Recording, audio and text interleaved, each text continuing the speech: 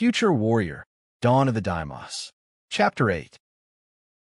Stalker felt the explosion from his position amidships, and was still desperately trying to organize a defense when the order to evac came over the comm. Stalker signaled all his men over the company comm net frequency in case they hadn't heard it. He felt a lump in the pit of his stomach. He had lost contact with everyone in engineering, including Link. Stalker had no time to dwell on what the silence of the engineering section might mean, as around him the battle raged without pause. The Deimos had already succeeded in pushing them out of one weapons bay and had then boxed his forces in when more Deimos emerged from some unseen path behind them. Stalker realized in dismay that they were now between his men and the escape pods. Stalker gritted his teeth. Not this little black duck, he thought. Everyone grenades on my mark. We will blast our way through. The men around him drew grenades and mirrored him as he hurled his grenade into the next bay. The grenades detonating with a rippling series dull crumps. Let's go. Stalker charged into the smoke-filled room, relying on his armor to protect him, his rifle held at the hip.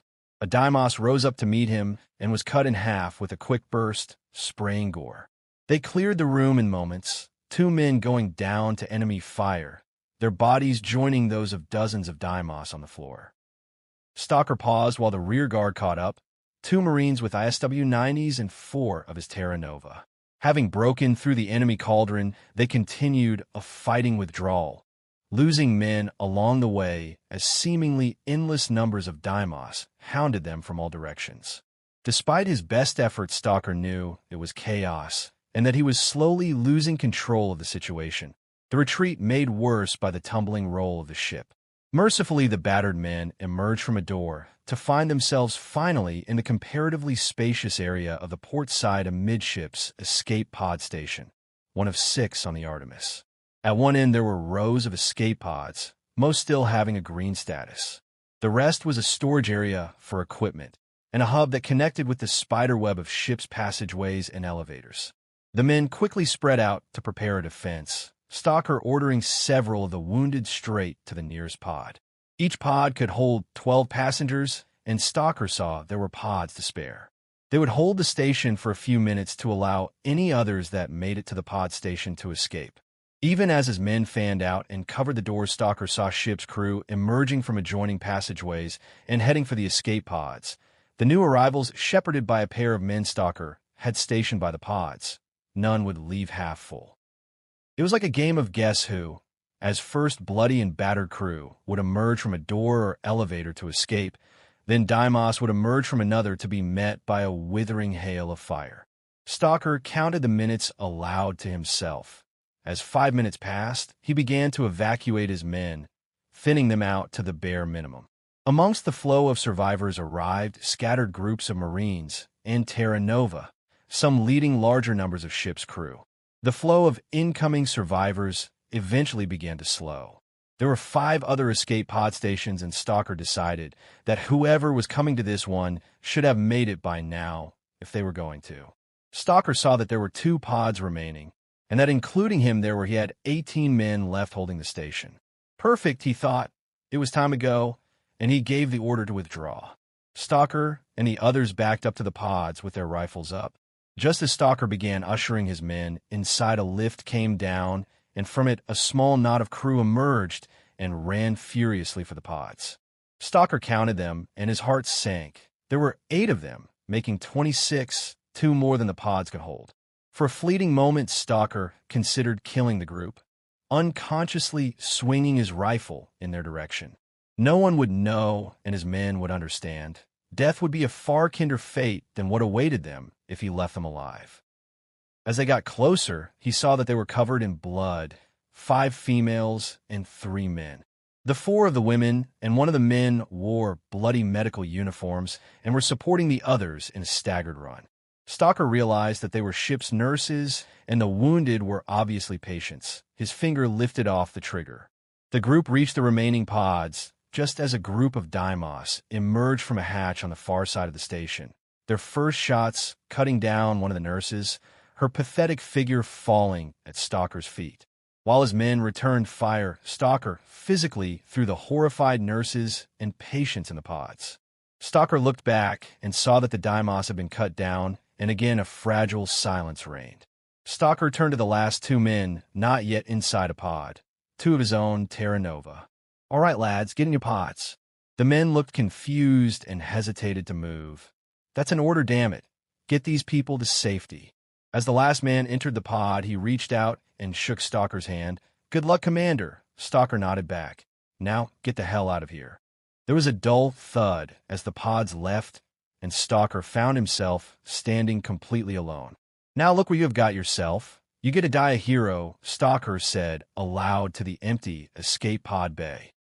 Compared to the chaos of the past few minutes, an eerie quiet had descended.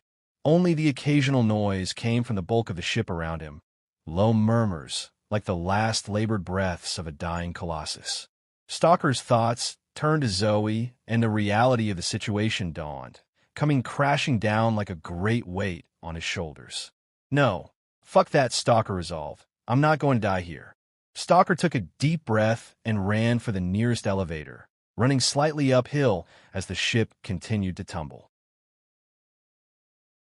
Admiral Lev watched from his shattered wreck of a bridge as escape pods began leaving his ship. He knew the order had to be given. The ship had been boarded, all weapon systems were inoperable, and the wrecked Africa barely answered the helm. He looked at his remaining bridge officers. They had disobeyed his order to leave, but he didn't hate them for it. He just felt regret that he had led them to this end. He had given the fleet retreat signal and saw a few of his ships manage to escape, including the Inflexible and the Osprey. Lev was glad to see the Osprey escape with a flash. Rear Admiral Matsuda was a good man and a loyal second in command, and the UEF would need all the good men they could find in the days ahead. Slowly he saw the bow of the Africa begin to come about, the flow of escape pods beginning to trickle to a stop. Lev heard thumping through the bridge blast doors, a few of the officers throwing it a nervous glance. He ignored it, instead watching the ship's plot as she slowly altered course. "We're on a collision vector, Admiral." "Very good." He looked at them. They were bloody and bruised, but still remained at their stations, their heads held high and willing to follow his orders, even to death. "Ladies, gentlemen, this is it. It has been an honor to lead you. I'm sorry we couldn't win the day. The honor of beating these bastards will fall to others. But beaten they will be. I see all of you, your courage and commitment, and I see victory. We won't see that glorious day, but our families, loved ones, and humanity will. And when that day comes, they will remember all that you have sacrificed to achieve it. Thank you for your service." As the small group of officers thanked him, the men clear-eyed, their jaws set, the women with tears brimming in their eyes. "Okay, let's show them how warriors of Earth die. Engage the jump engines." The immense bulk of the Africa, trailing debris, continued inexorably on her course, gaining speed. Shrugging off the hailstorm of fire directed at it, the UES Africa plowed straight into the largest warship in the enemy formation, the Deimos ship having closed in to close, not realizing the danger the wounded human ship posed. The impact tore both massive vessels into countless pieces, internal explosions sending destroyer-sized chunks of debris spiraling into nearby ships, the wreckage cloud spreading over hundreds of thousands of kilometers. Stalker sprinted down the corridor at a dead run, jumping over scattered rubbish that had spilled into the passageway from rooms due to the ship's roll. He didn't encounter any Deimos, and guessed they must have decided to get the hell out of Dodge as well. Stalker knew from memory that the corridor he was in ran down the axis of the ship. He had to get as close as possible to engineering, the strongest constructed part of the ship. The ship was going down, drawn towards the planet by its gravitational pull, and Stalker knew he had to be running out of time. Without warning, the ship began to pitch violently forward, forcing Stalker to grab for a handhold as the corridor rapidly became a vertical shaft. As Stalker hung, he heard a noise and saw a wall of debris crashing down the corridor above him. "Oh shit," he let go. As Stalker fell, the ship continued to roll, and mercifully, He quickly found himself sliding along the sloping floor as the corridor began to become less vertical, and he managed to grab a passing handrail. Stalker winced at the pain. He felt as if he had nearly pulled his arm out of its socket, and for a moment tears welled in his eyes, and he desperately blinked them clear. He found himself looking at the entrance to the engineering section galley, and he suddenly had an idea. Stalker dragged himself up and opened a door before clambering inside and locking the heavy door behind him. It was pitch black when the door closed, but Stalker could see perfectly due to his EEA helmet's vision enhancements, and after entering his chosen room, he surveyed his surroundings. Despite his predicament, he laughed. Well, this is the end of the heroic and highly decorated battle commander of the 21st Terra Nova. You're going to die alone in a freezer. Stalker slumped down and waited. There was nothing else to be done. The levity slowly faded, but Stalker knew his location made sense. The freezer, a large walk-in type, was located within the reinforced engineering section. The ship's freezers were also further reinforced, as they were operated using the cold emissions from the ship's reactors. Stalker also realized grimly that at the very least they might find his body intact this way. The image of Zoe standing over his grave appeared in his mind. She was wearing black and tears ran down her face, anguish shone in every aspect. Stalker struggled to control his rampaging emotions alone in the darkness. Despite all he had seen and done in his life, he had never felt more alone than in that moment. By chance, the tumbling roll of the Artemis put it into a relatively shallow trajectory as it entered the planet's atmosphere. The heat and velocity of the entry tore at the already heavily damaged outer hull, and the night sky over Ross Optima was lit by hundreds of shooting stars as the smaller debris burned up. The brightest ball of fire was the Artemis herself, the fires giving way as she descended to a billowing trail of black smoke. The smoking hulk came down above a heavily wooded plain and with an earth-shattering impact made contact with the ground. The massive bulk of the Artemis crushed everything in its path, swathes of the forest being reduced to kindling as the ship slid and rolled. With one final calamitous crash, the now unrecognizable hulk of the Artemis rolled on last time before coming to a rest on her port side, silence returning to the surrounding forest. Pierce stood alongside General De Veers, neither of them speaking as the intelligence assessment was presented. The news from the front lines was universally bad. The Deimos were pressing ahead on all fronts, with an entire fleet now missing in action trying to stem the tide. Behind the lines, the covert war was also fully underway, with deep insertion teams of Pathfinders engaging the enemy across dozens of systems. Losses had been heavy amongst the thinly spread forces, and casualty reports from those Pathfinder units that successfully returned were sobering reading. Other intelligence branch operatives were spread throughout the UEDF, their mission to keep a close eye on the home front, root out defeatism and incompetence, and gather all possible information about the enemy. Information that was filtered back to the intelligence branch on Earth, and eventually to General De Veers himself. On dozens of secret facilities spread across Earth, teams of intelligence branch analysts were already busy at work decoding weapons, signals, and biological intelligence received directly from the front line. The research aimed directly at weapons development and identifying and exploiting enemy weaknesses. None of this, however, was what had brought Pierce and De Veers together on this occasion. The reason was more personal. The hunt had been going on for the better part of 3 years. In that time, they had gotten close to Atlas Heerden on 3 occasions. Each time blood had been split in the silent and deeply personal war. Pierce had been 2 days behind Atlas on a moon in the Sirius A system, finding only the bodies of the intelligence branch team who had tracked Atlas to the remote research facility. He had surfaced again in a mining settlement in the AD Leonis system. Moore had died when Atlas vented part of the facility to cover his escape, the incident put down to a tragic mining accident on the Newsnet. More recently, an assassination team had lost a member when they triggered a booby trap Atlas had left behind in a remote shack on an agricultural world near Barnard Star. The intelligence branch had pursued Atlas from one side of the known galaxy to the other, and the killing or capture of the one known as Lazarus remained a key operational objective for the organization. The latest scent of the prey had come suddenly, with communication signals picked up by remote tracking networks being confirmed as voice print matches for Lazarus. The traffic originated behind the current front lines in the rapidly moving war against the Deimos, in an area even the intelligence branch had no current reach. Pierce frowned. The intercept had only been a fragment, but it was only hours old.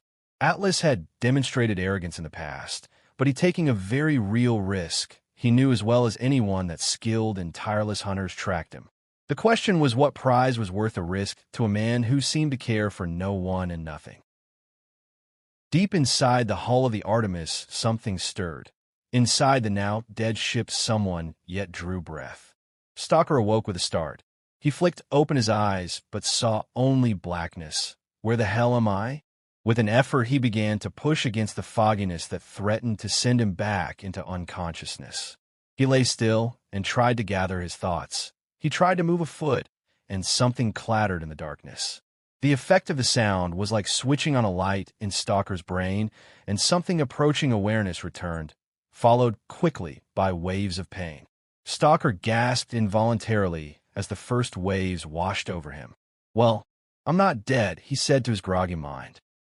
He still couldn't see and tried to reach to his face, finding that he couldn't move his arms, and after a short effort he gave up and instead worked on gathering his wits.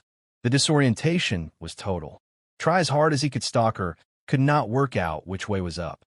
Surrendering the effort, he went through a slow process of moving his fingers and toes one at a time. All seemed to be attached and working. He now tried to move his limbs. One leg moved lightly while he could move his wrist on one arm. A leg and a wrist, well, it's better than nothing. Stalker eventually realized he was lying in a fetal position and was pinned down by something on top of him. Stalker laughed at his predicament. Yeah, 1,000,000 tons of warship should be easy to lift off. He didn't know how long he had been there, but his entire body felt numb, and he went to work systematically exercising his limbs and muscles as much as he could. Stalker didn't know how long passed. It seemed like an age, but finally he had good feeling back in his limbs, and he steeled himself for another attempt at moving. Stalker worked on his arm that lay under him.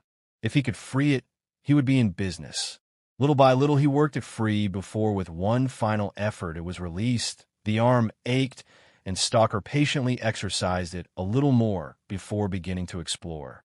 Gingerly he felt towards his face, and with a sigh of relief he realized that he wasn't blind, as his EEA helmet seemed intact.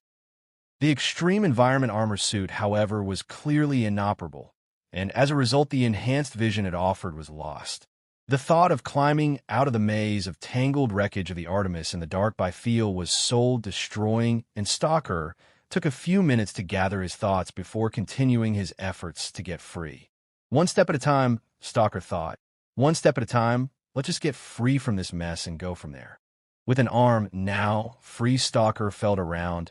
There was a metal frame lying on top of him. Stalker realized it was one of the freezer's inbuilt shelving racks, which must have come loose during the descent. As his strength grew, Stalker managed to straighten his legs, the feeling flowing back into them. Reaching around in the dark, Stalker found enough debris to build a small stack, and using his body as a lever, he lifted the rack up slightly and wedged the items under it, at last taking the weight off his body. With an effort, Stalker squeezed between one of the shelves and raised himself to a sitting position. He was relieved to see that both his arms seemed okay. The EEA seemed to have prevented serious injury, and he guessed that the worst he had was a couple of fractured ribs to go with numerous torn muscles and bruising. Stalker checked his suit over by feel. The power cells had been damaged, crushed beneath a corner of the heavy metal rack. Despite this, he decided to keep it on, at least until he got out of the wreck. The suit's backup manual life support system would be vital to ensure he had breathable air. Stalker stood up slowly, wobbling in the darkness on his weak, bruised limbs, and felt around for the door. In a few minutes, Stalker found it and pushed it open. Shit, the door would only open about half a foot. Stalker threw his weight against it, but the door held fast. In the darkness, Stalker frowned. Oh well, time to quit the subtle tactics. Stalker unclipped a palm-sized cylinder from his thigh and turned a dial on it to the right until the small luminous digital display read 10. Flipping up a small cover, Stalker pressed a button with his thumb before flicking the cover closed and jamming the device in the crack of the door. Stalker took 3 steps, then dove to the floor behind the rack. In the darkness, the grenade went off with a resounding crump and a small flash. Stalker felt for the door, but found that it had been blown clear off its hinges, the obstruction more than cleared. Stalker was just about to start feeling his way out when he remembered something, a few moments searching revealing his ASBR on the floor. With the rifle now slung across his back, he began to feel his way out. Stalker felt his way out carefully, lest there be an unseen fall. He realized by the placement of the hinges on the door that the Artemis was on her side. With that in mind, he realized that his best bet was to head both forward along the length of the ship and towards what had been the vessel's top. Before setting out, Stalker took the time to feel around the galley for anything useful, finding several packets of what felt like dried food, as well as taking the contents of the galley medical kit. As the port entrance to the galley was blocked, Stalker cautiously climbed upwards towards the starboard entrance. Standing on the edge of a metal bench fixed to the wall, Stalker reached out and felt the doorway and hefted his body through it. As soon as his head cleared the lip of the doorway, he saw a glorious sight. The passageway was lit by emergency chemical lights, stretching off in a line of purple glowing beads into the distance. Clear the galley progress was rapid, with the chemical lights providing enough visibility to easily avoid dangerous drops from adjoining passageways and open hatches in what was now the floor. Despite being forced to go up or down a level several times due to obstructions, Stalker found most of the trip surprisingly easy despite the constant pain from his ribs and aching body. The worst obstacle proved to be the knee-deep debris that filled some of the passageways, presenting a constant risk of concealing a lethal drop, sometimes slowing progress down to barely a crawl. The gloomy passageways had been seemingly going on forever when abruptly Stalker found his progress stopped by a heavy blast door. Despite the obvious problem, Stalker smiled. He must be close. Stalker felt around the edges of the door. After a moment, he found the manual release and with a grunt pulled the lever, which slowly gave way with a clunk. The door itself had inbuilt impressions in its surface for handholds, and pushing off the wall, Stalker threw all of his weight and strength at the door. With a jolt, the door moved, opening about an inch, and to Stalker's relief, a shaft of sunlight poured through the crack. It took several more minutes of heaving before the gap became big enough to squeeze through. Stalker saw the light was coming from another 20 yards down the passage, and he paused before proceeding onwards. Now that he had sufficient light, Stalker could look at himself. His suit was filthy, but outwardly it seemed undamaged. Doing a quick inventory check, Stalker saw that he had his Z8A pistol, 5 grenades, his combat knife, his sword, and his ASBR 103. Other items included his emergency medical kit, plus the content from the galley med kit, a handful of field ration kits, and packets of dried fruit and dehydrated vegetables from the galley. The suit's basic survival gear also included a small water purifier and a thermal blanket, as well as an amazingly small package that folded out into a microfiber survival shelter that was both UV and waterproof. All in all, Stalker was satisfied he could survive for several days easily or a few weeks at a pinch, assuming he could not find indigenous sources of food. With everything secured, Stalker took a deep breath, and with rifle up and ready, he moved towards the light. As he approached the source, Stalker saw it was the torn end of the passageway, which just ended abruptly, and as he reached it, Stalker let out an involuntary breath. Stalker found that he was hundreds of feet above the ground. He felt like he was standing on the side of a metal mountain. The hull of the Artemis stretched away in either direction and was rent and torn. It had been burnt black by its fiery entry, but some of the charring had been scraped off by the ship's violent landing, and large streaks of silver and metal glistened through the charred black hue like wounds. Beyond the ship lay a vast green forest that stretched to the limits of sight, and there were lakes that shimmered a bright iridescent violet. Above the ship, small wafts of smoke rose lazily and were carried away on a slight breeze into a crystal-clear blue sky lit by a small reddish sun. The sight was awe-inspiring in its beauty and rivaled any planet or place Stalker had ever seen. Stalker leaned out and looked back the direction the ship had come. The ship had cut a swath through the forest, and behind the ship was a debris-strewn trail of destruction, a great brown scar upon the green land. Stalker examined the area closely and was relieved to find no sign of the Deimos. But he knew it was only a matter of time and that he had to get away from the ship. It took Stalker the better part of an hour, even at his best pace, to reach the ground. He had never been fond of heights and breathed a sigh of relief once the climb down was over. From the ground, the ship looked even larger, dwarfing the massive trees that lay crushed beneath it like matchsticks. Stalker turned his attentions to which direction to go. There were numerous small colonies on the planet, which were mainly for scientific research and bases for the terraforming engineers. Stalker guessed they would be abandoned, but nevertheless, if he could reach one, he could possibly find a long-range communication array or even an emergency transport like the one he had seen on Alteris. As he looked around, something caught his eye, a glint on the horizon. As he watched, the glint grew and slowly morphed into the delta shape of a Deimos fighter. Stalker dropped behind a log and froze. The fighter blasted overhead, completed 2 slow circles of the Artemis, and then disappeared from sight. Stalker waited for a few minutes to make sure it was gone before moving, and without a backwards glance, he headed into the surrounding forest at a steady, painful jog. Stalker moved without a break until the sun was low in the sky, and he was satisfied that he had put enough distance between him and the wreck of the Artemis, having also doubled back several times in case he was tracked. As he had traveled, Stalker had regarded the vast forest through which he was traveling. Ross Optima was a terraforming engineer's dream, and had been recognized early on as perhaps the best planet for planetary engineering in the systems close to Earth. The first step in the long terraforming process had been to build massive atmospheric converters at several locations around the planet. In a surprisingly short time, the converters had warmed the planet the few degrees necessary to melt the ice which covered the surface and had created a relatively stable weather cycle by eliminating the violent storms that had previously torn across the icy surface. The vast liquid oceans that formed were seeded with a fast-growing hardy species of bacteria which produced oxygen as a byproduct of its life cycle.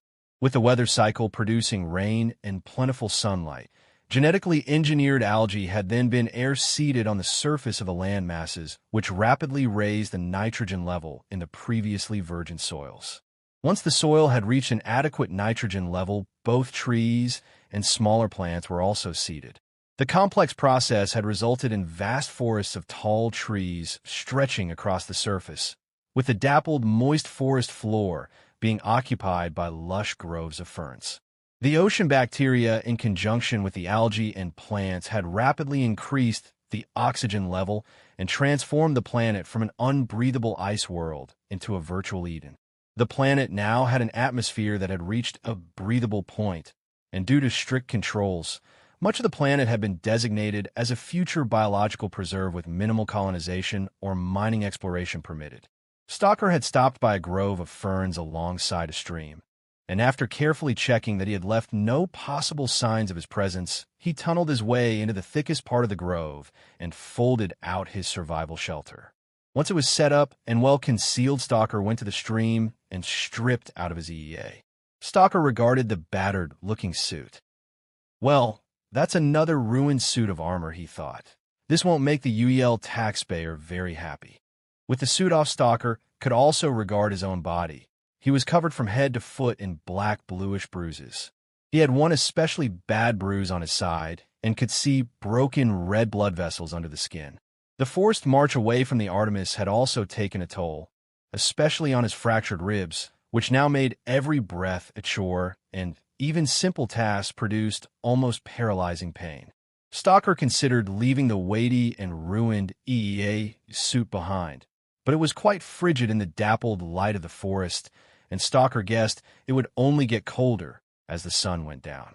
He wore only a thin, full-body undergarment beneath the armor and decided that the EEA would at least keep some of the cold out, even if its systems were offline. Plus, the thought of running into the Deimos without it was not a prospect that Stalker relished. Stalker brought out the water purifier from his survival kit, and using it drank some water from the stream, followed up by chewing some dried fruit. With the sun setting rapidly, having eaten, and with his body crying out for rest, Stalker climbed back into his survival shelter. Stalker guessed that the chance of anyone seeing his tracks in the chaotic, ripped-up forest around the Artemis was negligible, so he opted to try sleeping out of the lumpy armor covered with a thin emergency thermal blanket. As he lay in the shelter, Stalker closed his eyes and tried to rest. The forest around him was eerily quiet. In appearance, it reminded him of ones he had camped in as a youth so many years before. Well, thought Stalker as he rolled onto his side, at least in this forest there aren't any ants. With a jolt, Stalker sat up and rubbed his leg. What the hell? Something had bitten him. He felt it moving on his leg, and carefully grabbing the tiny creature, held it up in the pale light. Stalker eyed the tiny black ant struggled between his fingers. You've got to be kidding me. Stalker awoke just as the first rays of the reddish sun began to filter through the canopy. Tenderly, he rubbed a handful of small bites on his body. It had taken a while to ferret out all of the ants from his shelter, and from now on Stalker had decided it would be getting sealed at night. It occurred to Stalker that the ants must have been part of the terraforming process, being the perfect insect to aid in pollination, ants being fast-breeding and hardy enough to survive in most conditions. After a careful ant inspection, Stalker donned his EEA. It would be hot without power to run the suit's ACS, so he opted to leave the EEA helmet off for the meantime, strapping it instead to his back. After carefully checking he had left nothing behind or any sign of his presence, he moved off at a steady pace.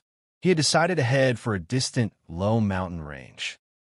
From there it would be possible to survey a large area and hopefully see some signs of civilization. The stream also led in the direction of the mountains, and Stalker was quite happy to follow it. The scenery was picturesque, with the violet of the flowing stream being surrounded by a wall of green tall trees standing like sentinels along its banks. For a while, Stalker relaxed and let the burden of his predicament fall from his shoulders. It seemed like a pleasant walk in the woods. The only thing missing from the forest was wildlife. The forest was quiet. No birds sang or called, and nothing but ants disturbed the undergrowth. It took Stalker the better part of 2 days to reach the foothills of the mountain range, the ground beginning to slowly slope upwards and the stream becoming a fast-moving trickle. Even the mild slope proved instantly to be a problem. The air, though breathable, was still significantly thinner than that found on Earth, and Stalker recognized the symptoms from his experiences in mountain climbing. Every step felt heavy, and he was forced to slow his speed to half pace. Each breath seemed strained, and Stalker knew that eventually, despite his fitness, it would wear him down. By the time he reached the edge of the tree line, and the larger trees gave way to shrubs and scattered boulders, he was forced to pause every few minutes to catch his breath, his progress becoming pitifully slow. The noise, when it started, came suddenly, seeming to appear from nowhere, and Stalker dropped flat and froze. The ground began to gently shake, and a low, growing rumble filled his ears, the air itself seeming to hum as if it were filled with angry bees. Slowly, Stalker rolled over and peered towards the source of the sound. He saw a massive spacecraft descending through the clear sky. The craft was unlike any Stalker had seen. It was ugly, and its design instantly marked it out as not human. That meant it had to be Deimos. As Stalker watched, the ship moved forward at a lazy pace. Alarmingly, it appeared to be coming straight for his location. That's overkill, even for me, Stalker mused, looking at the huge vessel. Close to the ship moved several pairs of agile fighters, which were cruising in lazy circles around the ship. Stalker guessed they were escorting, as the large ship would be very vulnerable to ground fire while flying low in the planet's atmosphere.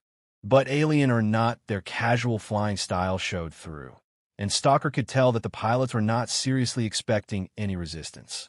Stalker dared not move as the ship grew ever closer, its bulk filling the entire sky. The ship came inexorably onwards and passed directly overhead, just cresting the mountains before beginning to drop rapidly. With a mixture of shock and trepidation, Stalker realized the ship was setting down on the opposite side of the mountain range. Stalker waited for dark before he dared move, as throughout the day the Deimos fighters remained active, lazily patrolling the region in ever-widening circles. As the sun dropped, Stalker came to a decision. Intelligence on the Deimos was limited. If they were here, it was his duty to see what they were up to and to get what information he could. It took most of the night to climb to the top of the mountain, pausing every time the noise of a passing aircraft could be heard and moving slowly in case Deimos scouts had moved onto the reverse slope. Stalker felt hopelessly vulnerable without the night vision and sensory aids of his EEA. He was forced to move in near complete darkness, the absence of a moon meaning that the night was lit only by the faint light of the stars. Moving quietly, natural senses screening the way ahead for the slightest noise or movement that could indicate danger, the advance felt almost primordial. One man alone in the blackness against nature and all of the dangers that it could hold. Once he reached the crest of the mountain's progress was reduced still further, moving at a virtual crawl, Stalker aware that if there was a perimeter guard, it would make sense for them to be patrolling the high ground. Mercifully, nothing stirred, and cautiously Stalker peered over the crest and into the darkened valley beyond. In the distance loomed a mass of lights outlining the silhouette of the massive alien ship. Spread around the ship was a carpet of smaller lights, and even at the extreme distance Stalker swore that he could make out movement. Something of note was clearly going on. Stalker watched for about an hour and identified moving lights on the ground and in the air as fighters came and went from the ship at regular intervals. It was too late to safely descend the slope. Daylight was coming, and belatedly Stalker consigned himself to a day of patient waiting concealed on the reverse slope. From the darkened upper level of the vast room, keen eyes glittered. General Jacob de Veers watched in silence, gauging the reactions of the crowd of reporters and invited officials. Their reactions would be a litmus test of the wider population.